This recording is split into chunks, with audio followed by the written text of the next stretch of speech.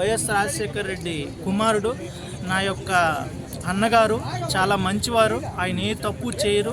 ఆయన ప్రజల కొరకే పుట్టాడు, ప్రజల కోసమే జీవిస్తున్నాడు, ప్రజల కొరకు పరిపాలనకై అతను జీవిస్తూ ఉన్నాడని 100 సార్లు చెప్పింది అదే శర్మిల. ఇప్పుడు మనకు తెలుసు ఇప్పుడు ఏ ఫ్యామిలీలో కూడా ఒక ఏజ్ వచ్చినాక వాళ్ళకి పిల్లలు పుట్టినాక పెళ్ళైన తర్వాత వాళ్ళకి మనీ అనే ఒక కాన్సెప్ట్ అనేది స్టార్ట్ అవుతుంది.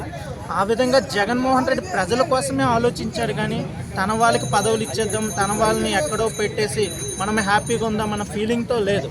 ఆ యొక్క కక్షతో శర్మిల జగన్మోహన్ రెడ్డికి ఆపోజిట్ అయిందని నా ఫీలింగ్.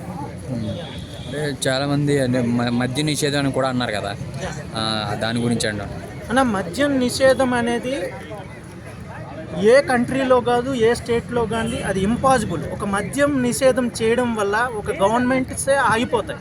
ఎందుకంటే ఇక్కడ ఒకటి జగన్మోహన్ రెడ్డి చేసిన గ్రేట్ థింగ్ ఏంటంటే, ఇదివరకు మద్యం అనేది పాటలు ఉండేది, ప్రైవేట్ పరంగా ఉండేది. ఇప్పుడు జగన్మోహన్ రెడ్డి గారు దాన్ని గవర్నమెంట్ పరంగా చేసి ఆ మద్యం ద్వారా ఎంత ఇన్కమ్ వస్తుందో అదంతా మన ప్రజలకే యూజ్ చేస్తున్నాడు.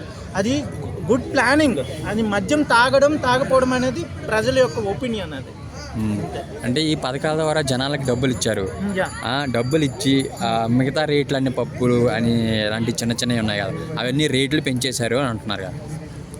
రేట్లు అనేవి స్టేట్ గవర్నమెంట్ డిటర్మినేషన్ చేయదు, ఇది సెంట్రల్ గవర్నమెంట్ నుంచి రేట్స్ వస్తాయి. అది రేట్లు అనేవి సెంట్రల్ గవర్నమెంటే. ఇండియాలో మొత్తం ఆల్మోస్ట్ ఒక 5% డిఫరెన్స్ ఉంటుంది కానీ ఒక స్టేట్కి, బట్ రేట్లు అనేవి సెంట్రల్ గవర్నమెంట్ డిసైడ్ చేస్తుంది.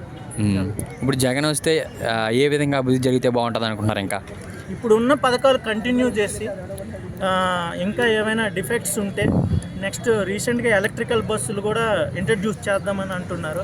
అవి కూడా చేస్తే మంచిది, ఎందుకంటే డీజిల్ పెట్రోల్ రేట్లు పెరిగిపోయినాయి కాబట్టి. సో ఈ పథకాలు కంటిన్యూషన్ అవ్వాలనేది నా కోరిక. Thank you. ఓవరాల్గా సీఎం ఎవరైతే బాగుంటుంది అంటున్నారు? జగన్. Thank you.